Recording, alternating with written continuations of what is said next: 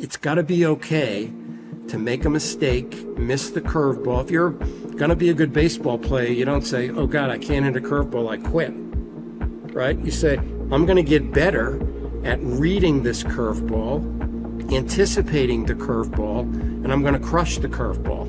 And I'm going to be able to look forward to that next setup, that next kind of trade. So I'm disappointed that I embarrassed myself and struck out, but I'm not discouraged. Instead, I'm going to go work harder at this and get better at it. Hello, and welcome to The Trader's Journey by Investors Underground.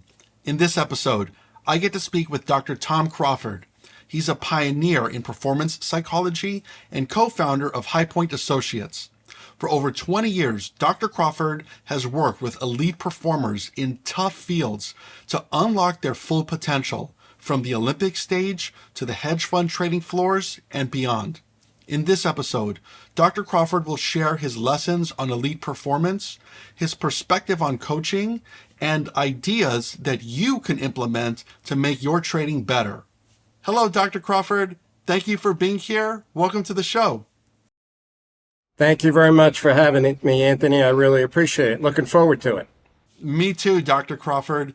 And I wanted to start by just simply asking, how did you get involved in the world of high performance coaching and optimizing performance for high level performers?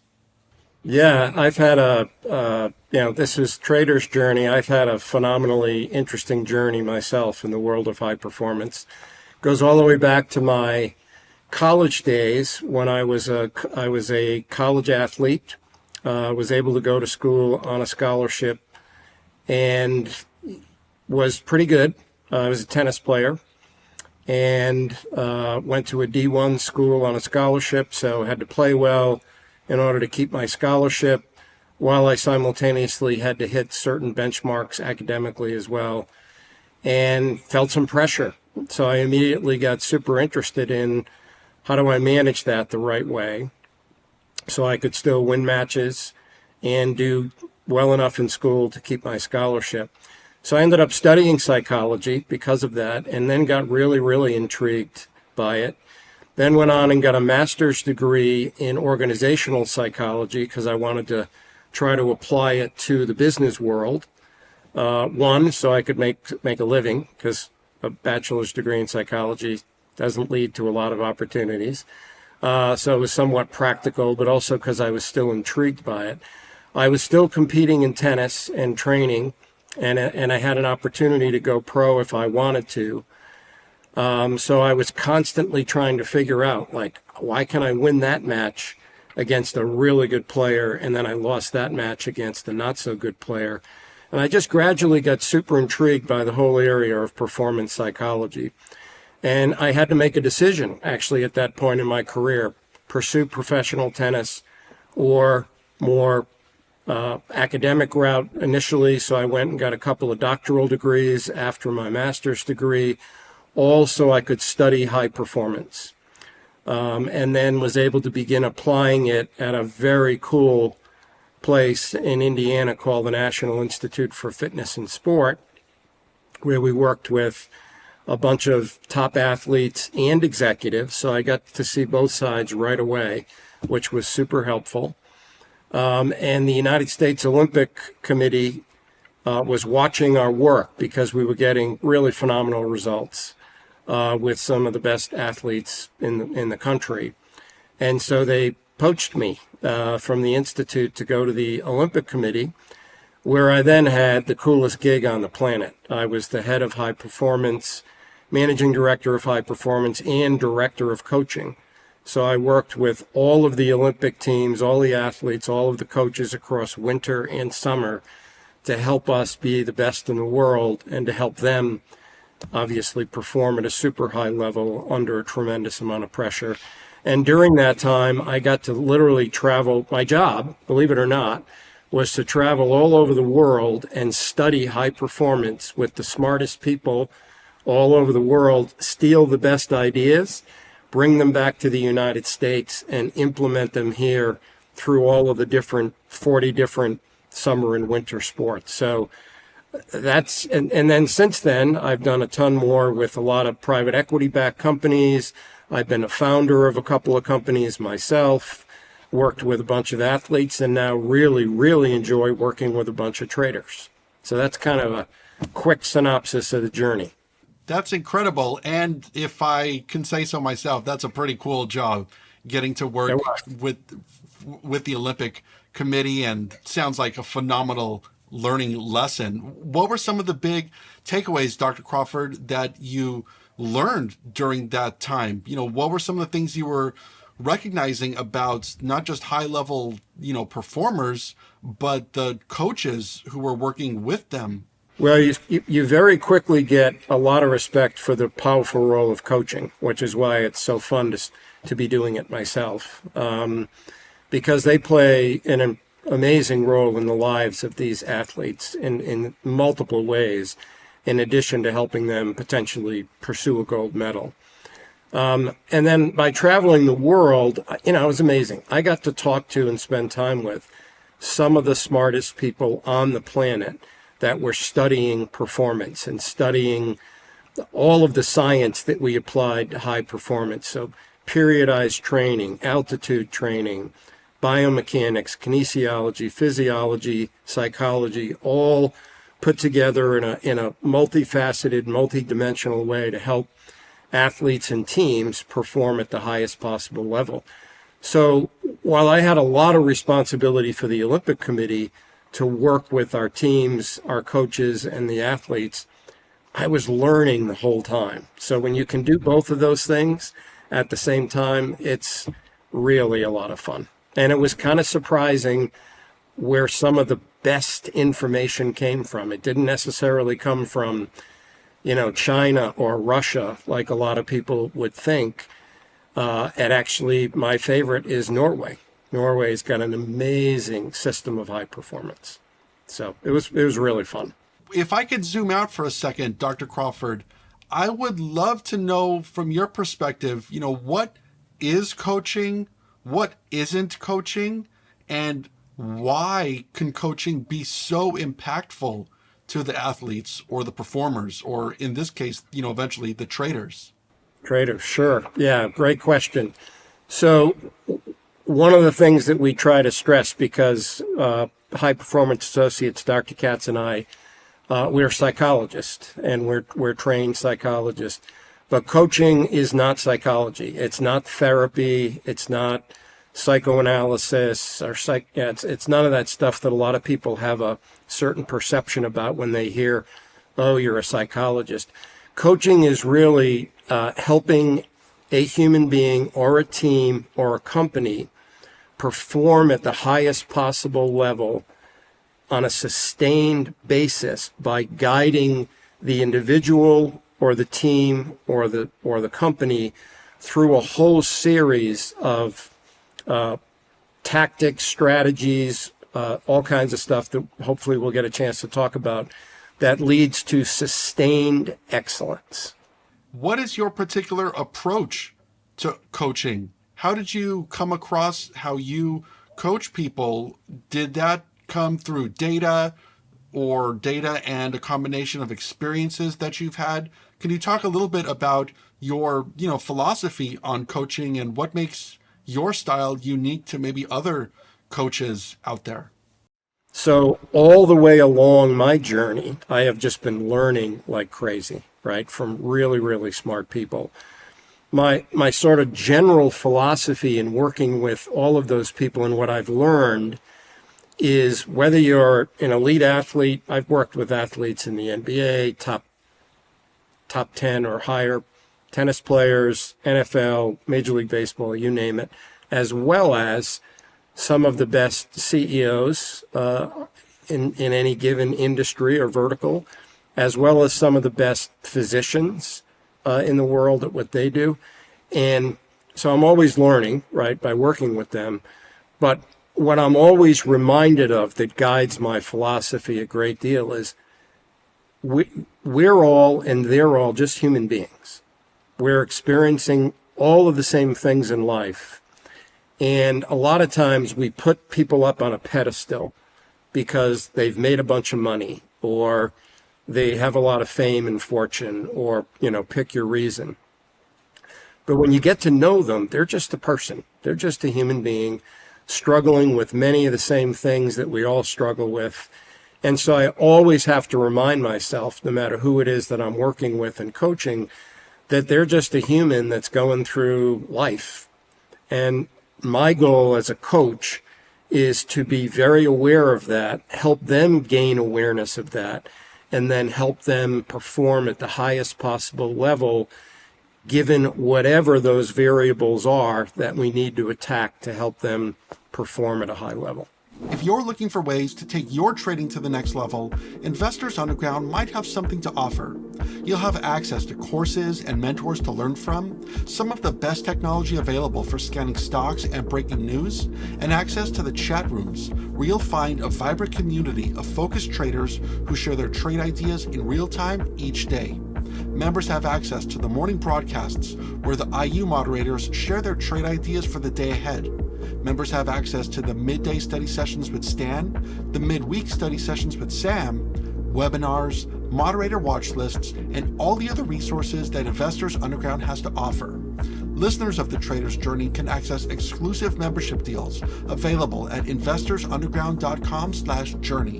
And now, back to our episode with Dr. Tom Crawford.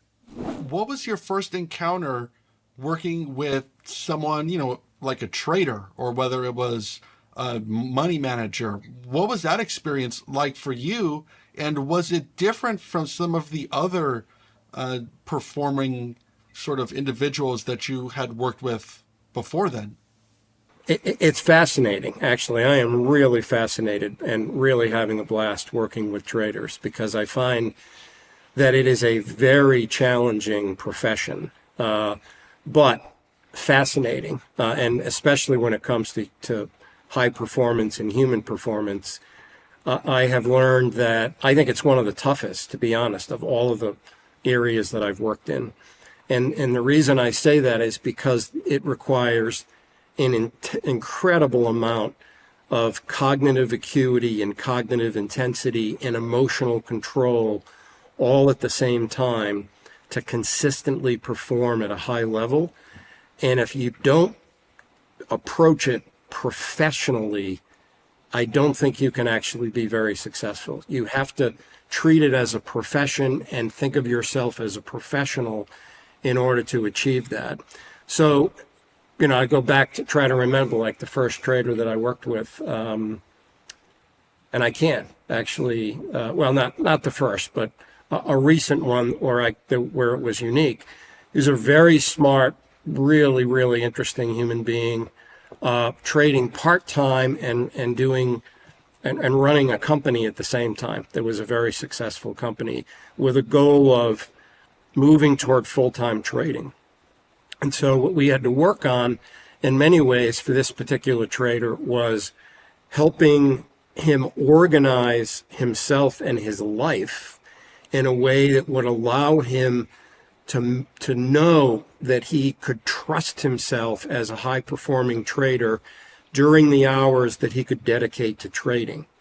So we spent a ton of time organizing his life in a way so that when he's prepared to trade, and then he was trading, and when he stopped trading, he was focused and he was ready, and he knew that he was learning and growing and getting better and better, while we got rid of all of the distractions that had been a challenge for him in the past, right? He was a father, he was a husband, he was running another company, all different kinds of things that could impact his ability to be zeroed in and focused on high performance trading during the window that we had to work with there.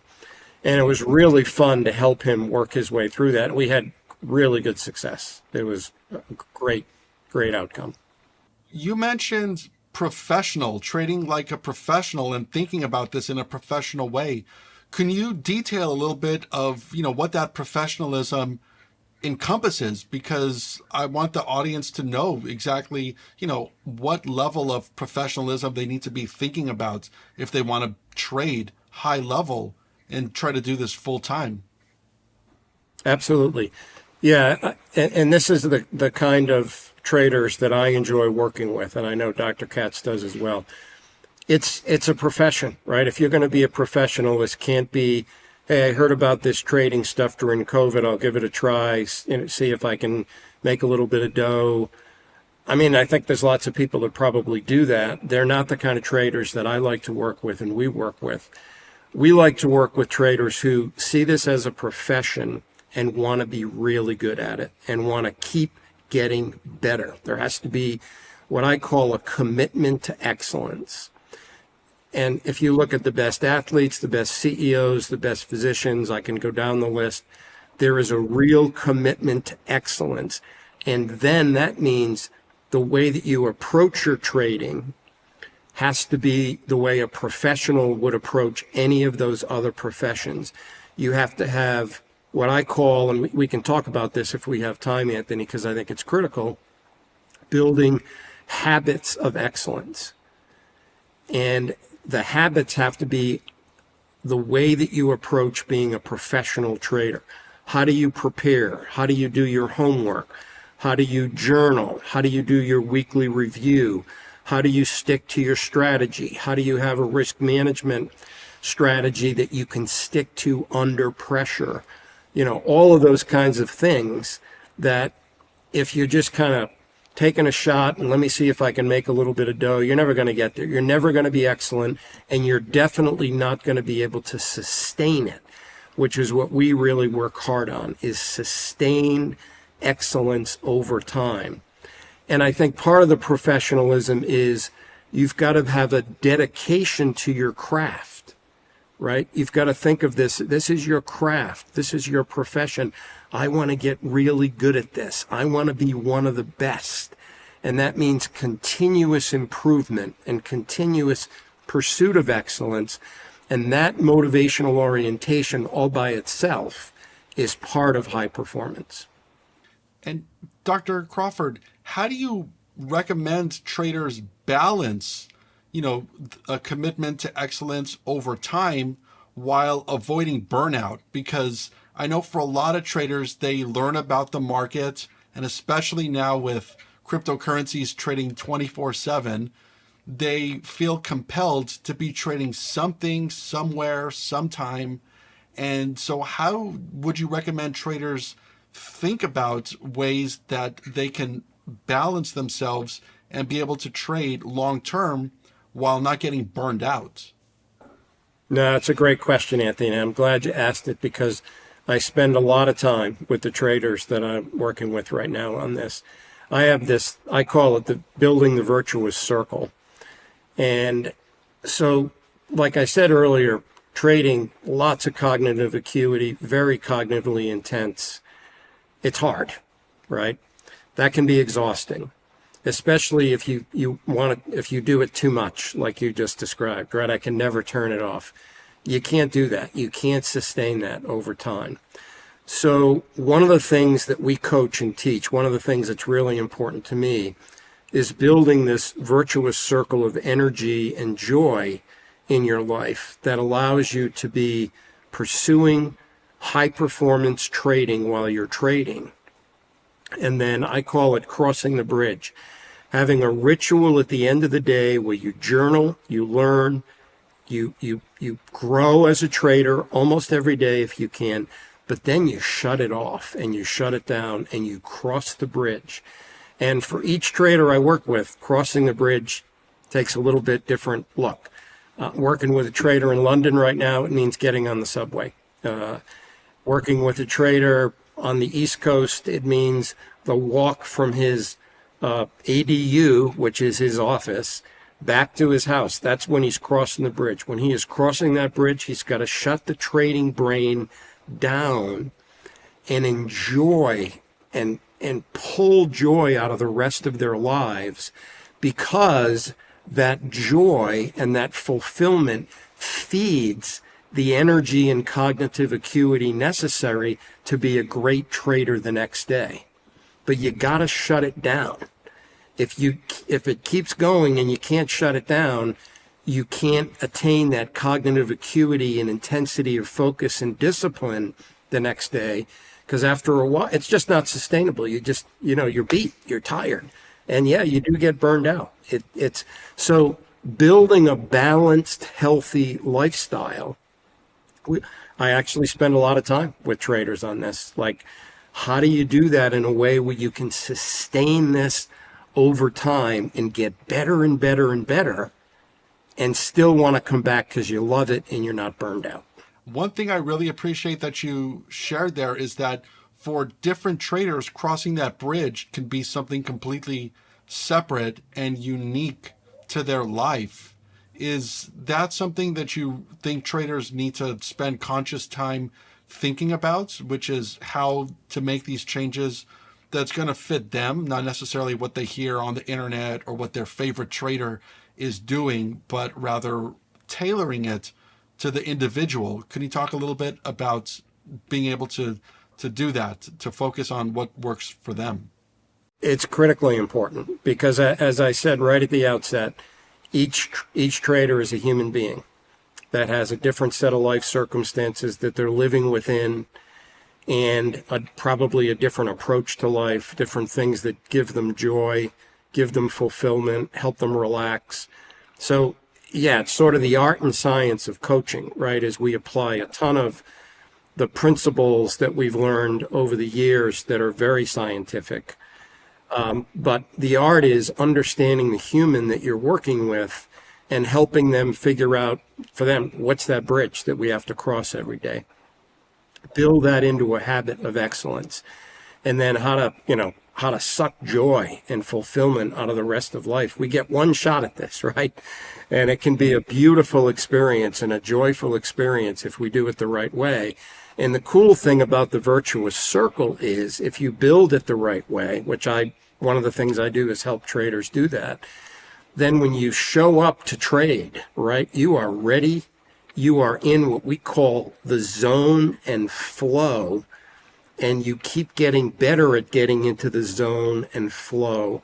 And so your trading keeps improving, and you're building your craft, you're building your trade, you're becoming an excellent trader. It just takes time while you're simultaneously enjoying the heck out of other parts of your life, because that circle feeds your energy and helps you be really, really good almost every day. I like what you said there about, being able to balance and separate when you get to the desk, being focused, because there tends to be there's a tendency for traders, I'd say, to trade at the expense of other areas of their life. Maybe they haven't went and seen their friends in a while, or they're spending less time with their significant other, or haven't called their parents, whatever the case might be, because they're focused on trading. And related to that, traders sometimes lose their purpose, the reason that they got into trading. Maybe it's financial independence, and yet they find themselves at the desk for 20 hours. Can you talk a little bit about how traders might be able to sort of compartmentalize their trading versus other areas of their life? Yeah, and I'd say with a bunch of the traders I'm working with right now, we work hard on this because I really, really believe to have sustained excellence, which is what I'm always trying to help drive people to, is you have to find balance. You have to find balance in your life. Well, for example, one of the things that I talk a lot about with traders, if they're not already aware of it, is the importance of sleep. Like, you have to get high quality sleep in order for your brain to actually be at its best, which means you can trade at your best.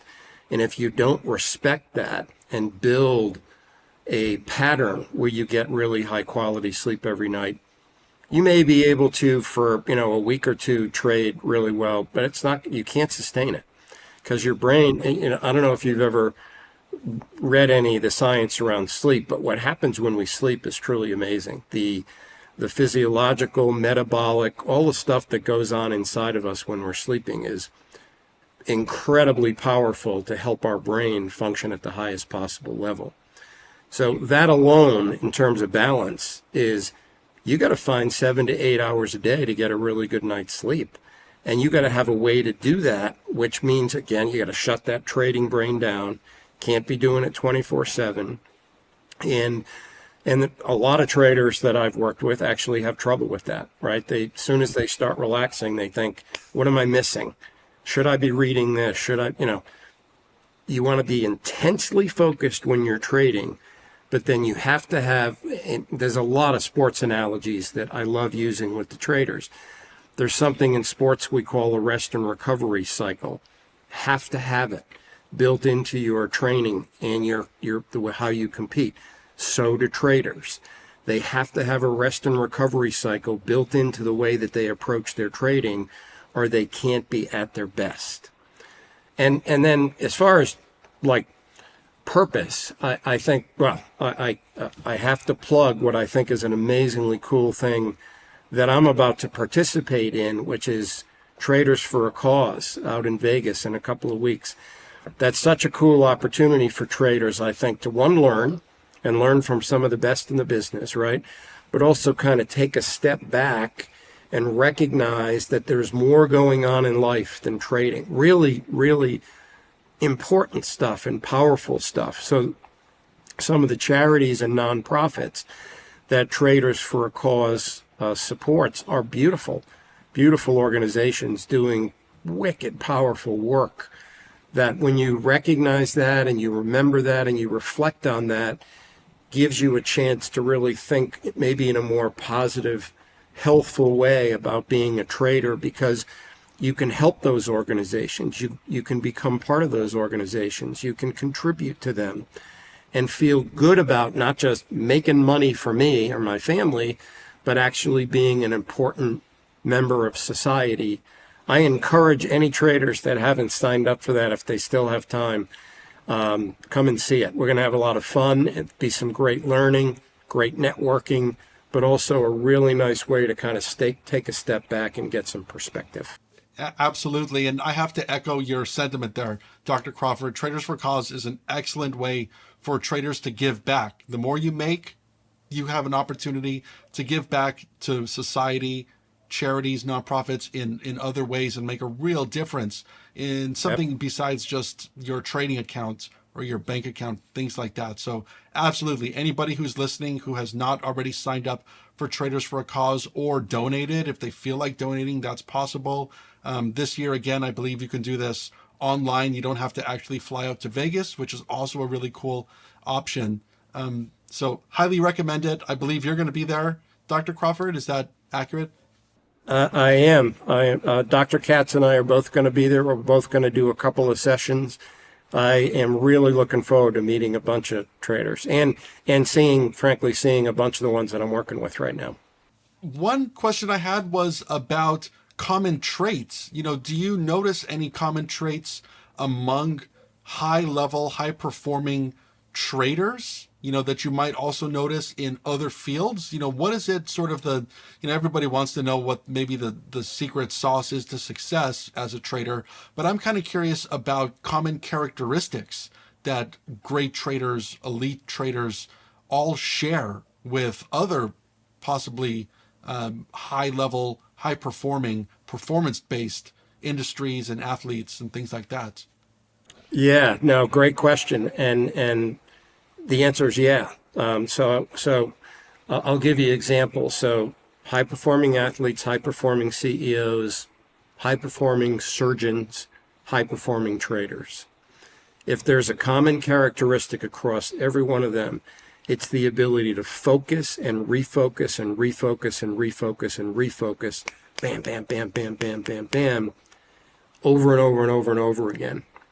And other decent but mediocre athletes, or decent CEOs, or decent traders, or an okay physician, they're not as good as the high performers at doing that. And so I'll give you an example of why I say that. One of the things I've done in the past, I've worked with a bunch of private equity backed companies. They're under pressure, usually in the C-suite, often with the CEOs. And one of the things that I've done is unobtrusively observe a CEO at work. So a lot of times they have these very nice offices, right? These big, huge, fancy offices. And I go park myself in the corner and just watch them do their job for a couple of days and try to be as unobtrusive as possible so that all of the folks coming in to see him, they might look over and the CEO will know to say, yeah, just ignore him. He's doing some work for me. Don't worry about it. And so what I noticed over time is that the really good CEOs, so think of your CEO, I've done publicly traded companies, private equity backed companies, big, small, in between. That CEO, somebody's coming into their office for a reason, right? And they've sometimes waited 2 weeks to get in there with something that to them is urgent. So they are ready, they're prepared, and they need that CEO to help them with something. That CEO has got to be able to focus and then refocus on every one of those people walking in and sitting in front of them. And the really good ones are really good at that. And the average ones, they lose their energy. You can see that they're distracted. They're not able to zero back in. Great surgeons, right? If no one's ever been in a surgery center or watched the great surgeons work, it's a little scary, actually, because they go from patient to patient to patient pretty fast. Take a top orthopedic surgeon. You walk into one of their centers, they actually have patients kind of lined up, getting prepped by their staff. And they're going from a knee to a shoulder to a knee to a shoulder, and they're doing their thing, right? The really good ones, when they walk out of that operating room to the next one, their ability to shut down, cross their bridge for a few minutes, and then zero right back in on the next challenge is unbelievable to watch. Like, they are really good at it. Traders, going from trade to trade to trade, day to day to day, focus, refocus, refocus, refocus, in flow, right? In their zone. Those are excellent traders. That's the common characteristic. That's interesting because, there's a lot of trading news that comes out, or there's plenty of reasons for traders to get distracted or get significantly emotionally involved in a trade or something they see online and to lose that focus. So I think it's really important for people to hear exactly this, that focus is one of those characteristics that elite level performers in trading possess, and outside of trading as well, as you mentioned. I'll give you a quick story. One of the traders that I'm working with right now, very, very, very good trader, very successful. But we started talking about, he's at a firm, we started talking about the environment that he was trading in, and was it as good as it could be? Because like you just described, right, there's distractions, there's call outs, there's things going on where, I was zoomed in on this, now all of a sudden what just hit the news, whatever. And so we're working, and it's working well, to help him create a little bit better environment where he can thrive and he can be surrounded by other traders, actually, that understand how he likes to work so that he can be really zoomed in and in flow in as much as the day as possible. And he's been able to kind of create that environment for himself, because that's really important. Like, I can give you examples from sports teams about how critical that is, and why and why for, let's say, a private equity backed company, a C-suite becomes really important, because all of that energy flowing around that's either helping or hurting people's ability to perform is really useful to understand. For, maybe someone who's listening and thinking to themselves, I'm not an elite level trader, or I am not part of the C-suite, I'm not a high-performing surgeon. For those traders listening, what's one piece of advice, generally speaking, or one actionable piece of advice that you would give to those traders who might not be at an elite level to start getting towards that path, or maybe get their perspective to shift so that they could absolutely have maybe a better possibility of getting themselves to being successful or maybe elite level? What would you say to those types of traders? And I should mention that I actually currently work with quite a few of them. So not just the super successful, but some young traders that are growing into the profession. And here's what I would say. I go back to be a professional. Be a professional. Make a commitment to, I'm going to do this. I'm going to do it really well. I'm going to become excellent at it. I want to be one of the best. And therefore, I'm going to do all of the things around the actual trade itself to prepare myself and allow myself and give myself every opportunity to maximize my potential. Right? It's about maximizing your human potential as a trader. And there's a lot of habits of excellence that can be built. But first, there has to be the commitment to excellence and the commitment to professionalism. Otherwise, you will never get there. But even young traders in their first couple of years, they can start, and they should start working on this right away, because I really believe in this concept of habits of excellence. Aristotle said a really, really interesting thing. It's the one saying I have in my office. I have it all over the place. And it goes like this. We are what we continually do. Excellence, then, is not a single act, but a habit. Right? We are what we continually do. Excellence, then, is not a single act, but a habit. And so a lot of our coaching, a lot of my coaching is helping traders build habits of excellence. And it becomes pretty easy when it becomes a habit. And then you get better and better and better. And then you can really test yourself to see how good you can become. I love that. And it also speaks to the idea that, success or elite levels of trading are not something that you're either intrinsically born with or not, but rather something that one can aspire to do, taking hard work over and over and over with the help of coaching, ideally. If there was one thing I left out when you asked about the common characteristics of high performers, I'll tell you a couple of really quick stories from sports. So if you think about some of the best athletes and some of the best teams that perform over time, what you learn by talking to, and this was where I was just incredibly fortunate and lucky to work with some of the amazing athletes and teams at the highest level of sport, is if there's a common characteristic to the really high performance teams, it's that the best player is the hardest worker. So really high performers work really hard at their profession.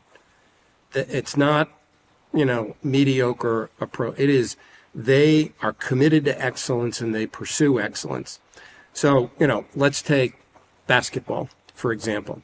If you think about some of the great basketball players that had great sort of franchises that came with them, so Boston Celtics, Chicago Bulls, LA Lakers, then you have to think about Michael Jordan, Larry Bird, Magic Johnson, right?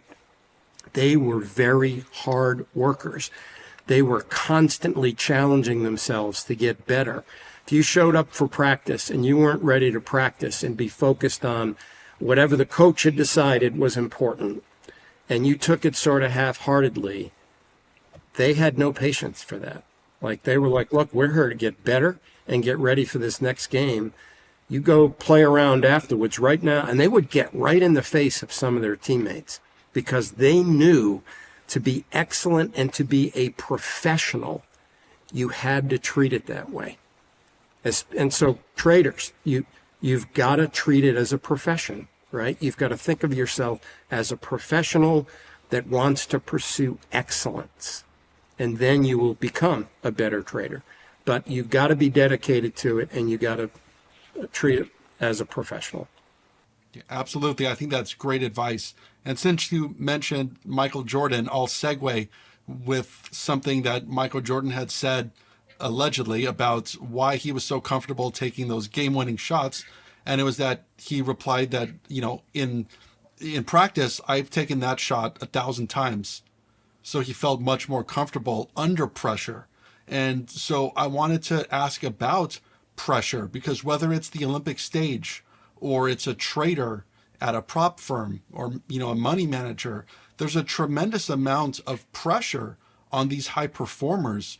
Is there any advice that you give to them, whether it's a routine or something to practice to sort of reduce, if possible, some of that immense pressure that they could be under? There are a lot of skills that I teach and we teach, and a lot of approaches to getting to what we call getting into flow and staying in flow and managing pressure well. And I could talk about a bunch of them. One, for example, is gaining self-awareness is really important. For example, a lot of traders don't recognize how often they talk to themselves, and their self-talk becomes really critical to managing themselves under pressure. If they're sending themselves the wrong messages, they're amping up the pressure, they're amping up the anxiety, and it's very difficult to stay in the zone. They can become emotional, they can become distracted, and you want to be, sort of my mantra is, you want to be a calm, confident, disciplined, strategic, process-oriented trader. And then if that's your approach to trading every day and you get better and better and better at that, it's very easy to manage pressure because you're under pressure. There's no doubt about it. It's one of the things I love and why it's so fascinating to work with traders. You're under pressure every day almost, right? And how you respond to that, I think, is a huge part of the key to being a successful, sustained, excellent trader over time, is managing pressure and staying calm and confident and disciplined as the pressure builds, as the opportunities present themselves. And that, you get better at that. You know why? Just like Michael Jordan, because you practice it and you practice it and you practice it, and then you get better and then you get better. And I always say, here's another one of the Dr. Crawford mantras is, and this is really important, and it shows the difference between cognitive and emotional. I always tell all my traders, it's okay to be disappointed, but don't let it devolve into discouragement. It's okay to be disappointed, but don't get discouraged. I don't know if you see the difference. The difference is disappointment is cognitive, right? I probably didn't make the right decision there. I stayed in too long, whatever it happens to be. Discouragement is, shit, but what the hell is wrong with me? How could I be so effing stupid, right? Or whatever. That really nails you, and it makes it very difficult to come back the next day excited about being a trader. So it's really important. Something as simple as that is, it's okay to be disappointed. As a matter of fact, it's important to be disappointed sometimes because that's how we learn and grow. Making mistakes, right? You got to make mistakes. You got to lose money. You got to do all of those things to become an excellent trader. And if you're really worried about that and fearful of that, you're never going to be able to get on that positive motivational orientation where you want to succeed and achieve, not be afraid of failing or afraid of losing money. So, and that comes with practice and discipline, like Michael Jordan described. Another quick story from sports, if I can, Anthony, because I love this. So I've been lucky to work with a bunch of different people. Billie Jean King. I don't know how many of your listeners or I'm showing my age here, right? A little bit, but Billie Jean King, one of the greatest women tennis players of all time, and did tons of phenomenal work for women tennis players. You go to the U.S. Open, one of the stadiums is named after her.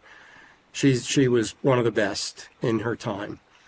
And I got to work with her. So I was helping United States tennis develop pipelines for talent and try to identify high performers and nurture them and help them perform at super high levels.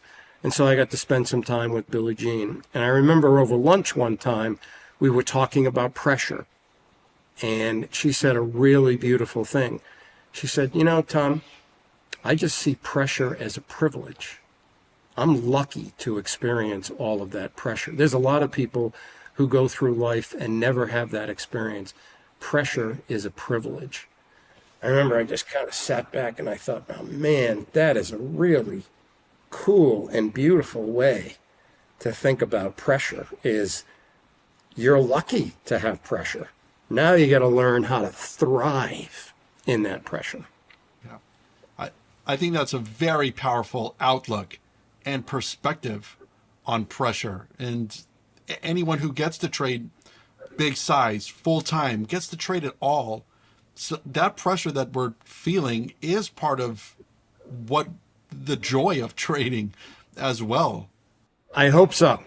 I hope so, right? I talk to traders about that all the time. I just finished with a trader, so this is fresh of mind. Young, very successful trader at one of the big firms. And we were talking about this, and I won't go, very careful about confidentiality, so I don't go into too much detail, but I started to pick up on some sort of fear of failure stuff that might be going on, or fear of losing money. And we were drilling down a little bit on that. And so I had this trader describe to me what it felt like when he had a really great trade. And he thought about it a little bit, and we talked about it, and he said, yeah, there's this real feeling of contentment. And I was like, that's too bad. We got to change that. You don't want to feel contentment. You want to feel joy. You want to feel achievement. You want to be like, yeah, that felt really good. Not, whew, I didn't lose a bunch of money, or whew, I made the right decision. Like, that's a feeling of relief. You want a feeling of joy and achievement, I believe, to really then sustain excellence in any profession, including trading. Yeah, I was sort of gonna ask about this, because you had mentioned the feeling of disappointment, which is one thing, and arguably might be healthy to be feeling those natural feelings of being either scared or disappointed after a losing trade. The other side of that coin would be happiness rather than content at Right. a winning trade. And so my question is whether it's satisfaction and happiness for a winning trade or disappointment, is it important for traders to feel and be cognizant of those emotions rather than sweeping them under the rug and being stoic, which is one thing, stoicism has its place. I'm sort of wondering where that all can be balanced in your view, stoicism versus feeling the emotions that are going to naturally occur in something like trading. Well, it's a great question, and I think it varies a lot from person to person, how they approach their trading and their just honestly their personality and their makeup. I think what we strive for is to help them feel positive emotions, but not emotions that are going to distract them from staying calm and confident, which are negative emotions. And those can be triggered often by the way we talk to ourselves. So self-talk becomes really important. And back to the disappointment versus discouragement, I'll give you the example from a trader. And one of the things that I'm able to do, which I think and traders really enjoy and is fun, is I'm able to use a lot of analogies from sport, which they can identify with because a bunch of them played sport, at least played growing up, right? Like they've had experiences in sport, and they're often sports fans. So being able to use analogies from sports is helpful. So I'll give you an example. Was working with a trader recently who one of his main sports growing up was baseball. And we were talking about the way that he talks to himself, like, I hope I don't make a mistake. Am I going to make a mistake? Did I make a mistake? Sometimes I feel rushed because I'm in a new kind of trade that I'm not that familiar with. And so I said, well, let's talk about baseball for a second. Remember when you learned how to play baseball? Yeah, sure, I remember that. Were you a pretty good hitter? Yeah, I was a pretty good hitter. You remember the first time you faced a pitcher that threw a really good curveball? And we both kind of commiserated because we could both remember it because I played a little baseball too. And it was a horrible feeling, right? You're backing out of the box. You don't know what to do. And, it's embarrassing. And what if he throws another curveball? What am I going to do? I've never seen a curveball before. Every trader is going to see a trade they haven't seen before, right? They're going to see a setup they're not that familiar with. It's got to be okay to make a mistake, miss the curveball. If you're going to be a good baseball player, you don't say, oh, God, I can't hit a curveball, I quit, right? You say, I'm going to get better at reading this curveball, anticipating the curveball, and I'm going to crush the curveball. And I'm going to be able to look forward to that next setup, that next kind of trade. So I'm disappointed that I embarrassed myself and struck out, but I'm not discouraged. Instead, I'm going to go work harder at this and get better at it. So you got to be okay failing. You got to be okay making mistakes. You got to be okay losing money, because when you're doing that, you are building your skills and your craft, and you're going to do it less and less and less. Absolutely. Traders, if you've traded at all, will understand this feeling of a setback or a curveball setup. The price action didn't do something you expected it to do, Right. and Yep. you took a loss, or just feeling like you got kicked to the curb. Whether it's on a monthly basis or you end up red on the year, things can happen, and it's up to that trader to either be resilient, find a way to pick themselves back up, dust off, review what they did wrong, and change it, or get out of trading and quit. So one of my questions, Dr. Crawford, is, for traders who do feel like they're beat down a little bit, or they faced a curveball in the markets, what advice would you give to them about either quitting or not quitting, which is I realize, a hard thing to sort of put you on the spot to ask, but what advice would you give to those traders, or maybe even athletes who are thinking about quitting? So one of the any of the traders I'm working with right now that happen to listen to this or see it, are going to know exactly what I'm going to say right now, because they've all heard it over and over again. I call it the 2 Ps. Part of being a high performer, especially a sustained high performer, the 2 Ps are persistence and perseverance. You got to have persistence and perseverance. There's other words that can describe the same thing, but you got to have the resiliency to hang in there and experience failure and experience bad days, bad weeks, maybe even a bad month. And you have to build your confidence and your trust in yourself to persevere and persist. Life, trading is tough. Life is tough. Sports are tough. Running companies are tough. Hitting quarterly earnings is tough. It's all challenging, right? But if you approach it with the attitude of, yeah, it's going to be tough, but I'm going to persevere and I'm going to persist because I'm going to pursue excellence and get really good at this, then you work your way through those periods. And as you're doing it, you're getting better. You're getting better. You're getting tougher. You're getting smarter. Every single one of those reps, right, is building you into a better trader. And so you gotta persevere. You gotta be persistent, because over time you will get better and better, and you can become an excellent trader with the 2 Ps. Absolutely. I love that perspective. I was going to ask if, failure is possibly sort of a potential pathway to future success, if that's some way that you would be able to get traders to think about it. It is. I mean, like, to go back to the curveball, right? Yeah, you struck out. Of course, that's a failure, right? But so what? Then you step back in, you go for it again, you get better, and you get better, and you develop stick-to-itiveness and perseverance. And again, it's okay to be disappointed, but don't get discouraged. Big difference, right? Of course, we all get disappointed, right? Life throws all kinds of crap at us, and there are going to be times when we're going to be disappointed. Try really hard not to let that devolve into discouragement, because that's a lot harder to overcome and to come back from than disappointment. Disappointment, you're back the next day ready to rock and roll. Discouragement, it can kind of take hold and be harder to work your way out of. Thank you, Dr. Crawford. And one other topic I wanted to discuss was about some of the unique challenges that traders might face. And so this could be anything from, FOMO and the fear of missing out on a trade, or something that traders might lump that into, which is comparing themselves to others. Could you talk about some of the common sort of issues that you have to work through with traders? And, even elite level traders might face some of these issues as well. I'm hoping some of the newer traders can take solace in hearing that.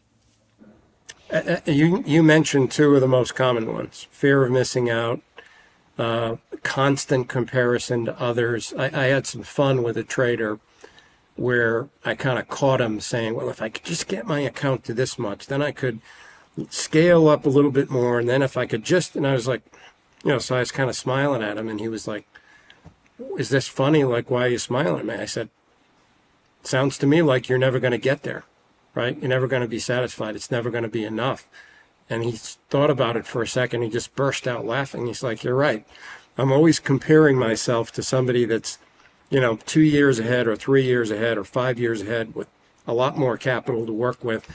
And I was like, yeah, and if you keep doing that, you're never going to feel good about where you are right now, because you're constantly comparing. How about if you just focus on the habits of excellence that'll get you there, instead of thinking about if I could just be there now? And we had a lot of fun with that, and he learned a lot and changed some of that thinking. And a lot of it is mindset, right? You got to change your mindset. Fear of missing out is one that I think leads to burnout. And that's where I say to traders, sometimes you got to just shut it down, right? Like, you got to be able to take a break. You can't be on all day, every day. Nobody can. It's one of the fascinating things about trading, and I think one of the real challenges of trading is that it is really intense. And you really do have to be really focused over long periods of time, day after day after day, more so than almost any other profession that I can think of. And so I think it's tough. And I think recognizing that and then building that virtuous circle so that you don't burn out and you don't kill yourself through comparing yourself to others, or, oh my God, what if I miss this incredible opportunity? I had a trader I was working with that planned a vacation. And then leading into the vacation, he started thinking about this big day that he knew was going to happen during the vacation. And I was like, stop it. Go on vacation, shut it down, re-energize. There's going to be plenty of those days, right? If you're in this for the long haul, there's going to be plenty of those days and plenty of those opportunities. You're not going to be ready for them if you don't go through a really good rest and recovery cycle. So quit being worried about missing out and build a virtuous circle for yourself that leads to high performance trading and joy and a healthy life. And then you can sustain it for a really long time.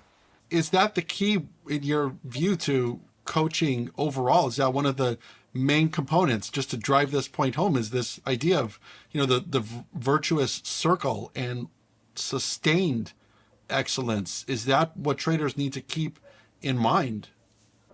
I think so. Yeah, I work really hard with all the traders I'm working with on this, because when I work with traders, what I say at the outset, because I won't work with them if this is not one of their goals, is, do you want to be really good at this? Like, do you want to be excellent? And that doesn't mean you have to already be there. What's really fun for me right now is some of the young traders that I'm working with. They're committed to excellence, but they got a ways to go, right? They're like the rookie in the NBA who comes in, and all of a sudden they're like, wow, like this is a tricky place to be really good. I got to get really professional about this. But even then, building that virtuous circle, you gotta enjoy life and get joy out of life, whether it's through relationships or reading or exercise or travel or you name it. There's got to be an energy flow back in that keeps you showing up to trade where you're excited about it, right? You're looking forward to it, not, oh, God, I got to go back to my desk and here I go again. And you don't want to feel that way, right? You want to feel energized and positive and ready to go. And when you don't, you just step away and then go feed that energy that you need through the fun joyful other parts of your life, and then come back and then you can really pursue excellence again. Dr. Crawford, do you ever experience resistance from clients? Oh, yeah. What could that look like?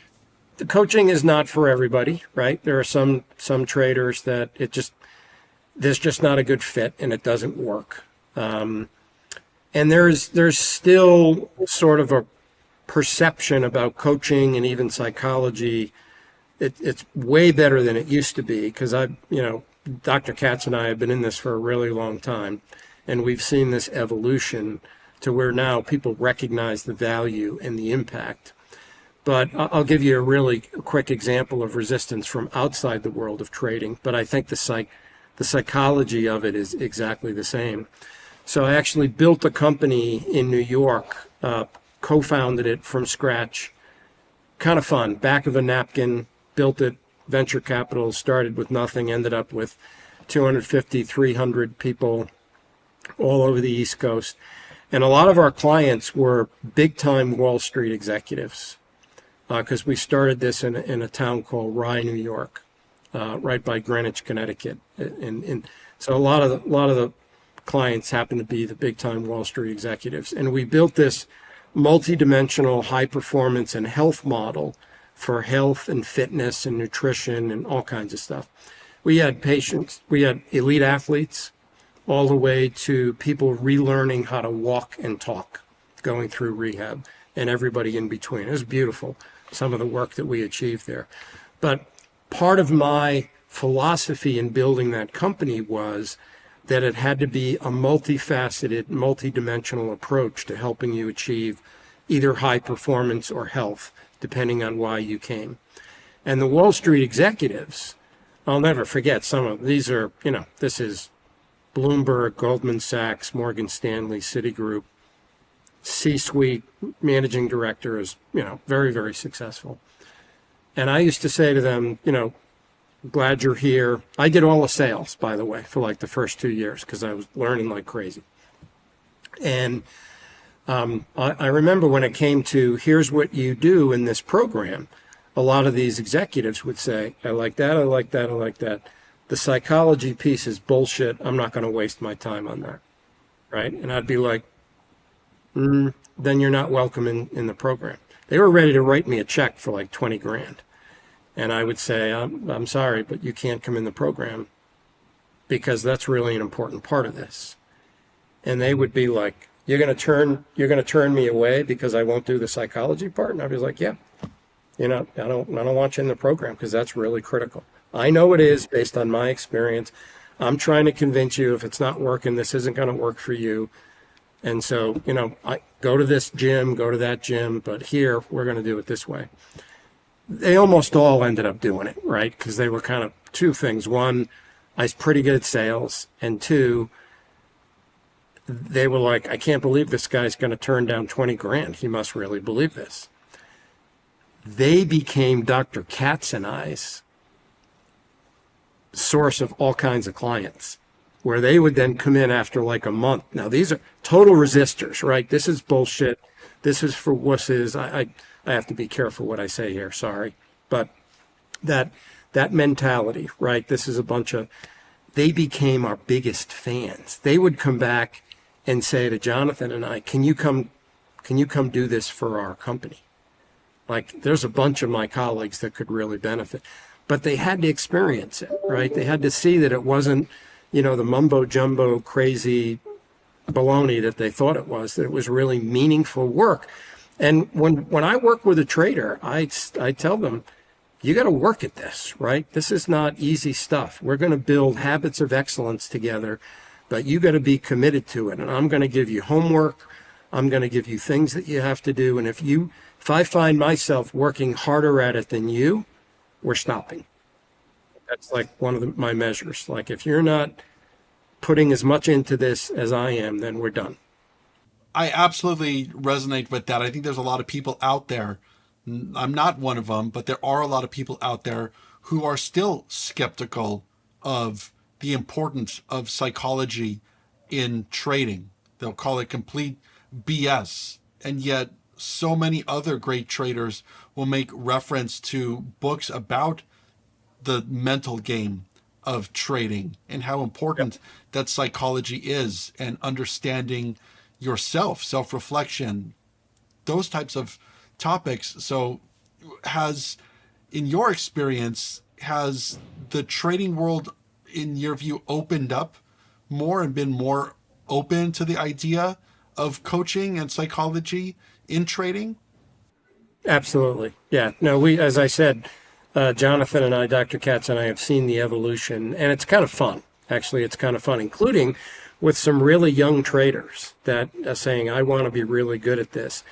And they're wide open to it, and they're really fun to work with. Because coaching, you asked me this really early on, Anthony, coaching is a lot like teaching, right? I'll use the example from another fabulous person that I got to work with and learn from, and we had a lot of fun on a couple of projects together, was John Wooden, who is famous for his pyramid of success. And John and I worked on a project together years ago. Wonderful human being, by the way. Absolutely phenomenal human being, amazing coach that achieved at the high national championship after working with some of the best athletes in the history of hoops. But just a genuine, warm, really smart person to work with. And I was interviewing him one time to prepare for. We were doing a seminar together, or a workshop together, with a big group of top coaches and athletes and executives. And so I was trying to get ready. I was like, so John, can you remember the last game that you ever coached? Because he had this huge, long, very successful career. And he was always very, very thoughtful, and he kind of paused and he said, yeah, Tom, I can remember what game that was. And I said, do you remember what you were thinking after that incredible career, that this was your last game? Like, do you remember what you were thinking about, how you were going to coach that game? And again, he always paused for a second. He said, well, Tom, the last game I ever taught, and I stopped him. And I was like, John, did you hear what you just said? He said, yeah. I said, you just said the last game you ever taught, not the last game you ever coached. And he always used to, he folded his arms and he said, Tom, I was more of a teacher than I was a coach, because that's what great coaches do, is they teach. That's what we do a lot, is we spend a lot of time trying to take our experience and our wisdom and all of the people we've been fortunate to work with, and take all of that and try to teach a trader that we're working with everything we can to help them be successful, because that's really what coaching is teaching very often. Absolutely. I love that. And it's incredible that you got to meet and do a workshop with John Wooden. That's amazing. We did a cool project together called Character Counts Sports, and it was figuring out how to use sports to build character in young human beings. And we worked on it for quite a while together. So then we went out and gave talks together, and he was such a cool dude. He was a really, really interesting human being. Wonderful guy. That's amazing. And Dr. Crawford, if it's okay with you, would you be able to go through a lightning round set of questions with me? Quick questions, pretty quick answers? I will give it my best shot. How's that? I'll do the same. Okay. My first question is, what would you say is the one most important trait that all successful traders and athletes and high performers should have? Be a serious professional. I don't know if that's a trait. There's a lot of traits behind that, but be a serious professional if you want to be excellent.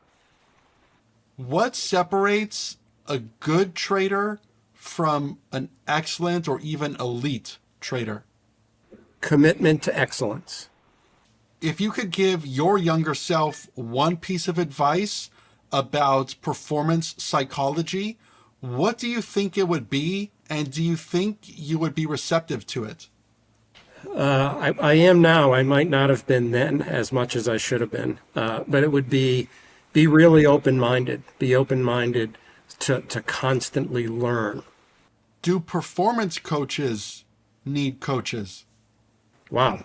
Lightning round, so I got to give you a quick answer. Yes, of course we do. We are human beings like everybody else. Great example, Dr. Katz and I have each other. That is super helpful. We can call each other and get coached when we need to. So yeah, we're humans like everybody. You bet. What's the best piece of advice about the work that you do that you've heard from somebody else in the field? Ooh, that's a. I have to think about that for a second. That it takes time. It takes time. Let's say, I'm always telling traders, be a calm, confident, disciplined, process, strategic trader, right? That doesn't happen overnight. It's easy to say it. It's hard to grow into that. So give yourself the time and be committed to it. If you could coach any person throughout history, who would it be? Wow. Lightning round. How about Tom Crawford? I love that. Not because I'd be easy to work with, but because I needed a lot of help. What has been the most rewarding, personally, client experience that you've got to work on? So I wouldn't call it a client experience, Anthony. Here's what I'd tell you. I mentioned a couple of them. So I have been super lucky to spend time with and work with some really, really smart people. I don't know if there's a classic book in theory of high performance called Flow. I don't know if you've ever heard of the book Flow. It's considered a classic. And the author of that book is Mihaly Csikszentmihalyi. Once again, lucky me, I actually got to work with, we just called him Mike. I actually got to work with Mike on a project to try to enhance education in the United States. So we used to travel to Washington, D.C. and worked for the Department of Education, and we were trying to figure out ways to help our education system in the United States be better and help kids maximize their potential and have the best life possible. Sound familiar, right? Just like I do with traders. So I think that the way that I would describe the experience is not so much a particular client, but the the Billie Jean Kings and the John Woodens and the Mihaly Csikszentmihalyi's that I've learned from, those have been amazing experiences. Is there one book or maybe even movie that you think accurately depicts the type of work that you do? Flow is one. Mihaly Csikszentmihalyi. That's not an easy read. I've had some of my traders read that book. There's now some great TED Talks on it, by the way, which I would encourage people to just Google Flow or Mihaly Csikszentmihalyi is hard to spell. But if you just do Flow and try to spell his name, those TED Talks will pop up. They're much faster and still really, really interesting reads. I would say that that's probably the one that comes to mind. There's a new one for people at my stage of life, so people that have experienced their early success, let's say, and are in the second stage of their professional life. That's called From Strength to Strength. That is a really, really cool book. As a matter of fact, I might even have it. It's sitting right here where I read. This is the book, From Strength to Strength. And Arthur Brooks is the author. He's done a ton of writing and a bunch of research. He's traveled all over the world. And he talks about the continuum that we're all on in life, where we go through different stages of intelligence and wisdom and stuff, and being thankful for where you're at and to use your strength where you're at rather than wish you were somewhere else. It's really cool. So those are just a couple of examples. Dr. Crawford, last question. For those listening who would like to learn more about you, the work that you do, or maybe even contact you, how can they do so? Absolutely. And encourage people, if they're intrigued, to reach out. Just, even if it's just a conversation. Happy to do that. Easiest way is to just send me an email at tcrawford@hpa3.com. That's our High Performance Associates website. So just tcrawford@hpa3.com. And then what I do is I ping back. We find a time when I can fit it into my schedule and just have a brief conversation. I would look forward to it because I am having a blast working with a lot of traders, and it's really fascinating work. So happy to have those conversations. And Anthony, sorry, I can't help it. And hopefully see some of them out at Traders for a Cause in Vegas. That would also be a great treat. And I couldn't help it. I had to throw that back in again because I just think it's such a cool experience for traders. Absolutely. I couldn't agree more. I'll see you at Traders for a Cause, and I hope those listening will get a ticket and show up to Traders for a Cause, and we can talk to them there. Dr. Crawford, thank you so much for taking the time to speak with me today. It's been an absolute honor to get to talk to you. Learned a lot, and I know our audience will as well. So thank you so much. No, it is my pleasure, and I really sincerely appreciate you finding the time to chat with me. I have been lucky. I've been blessed. Anything I can share that's helpful gives me joy and fulfillment. So happy to do it. And thank you very much, Anthony, for taking the time to talk with me. I appreciate it. We hope you enjoyed this episode of The Trader's Journey. We have additional episodes we believe you might also like, so don't forget to subscribe. You'll be notified of upcoming episodes the moment they're published. Thanks for tuning in.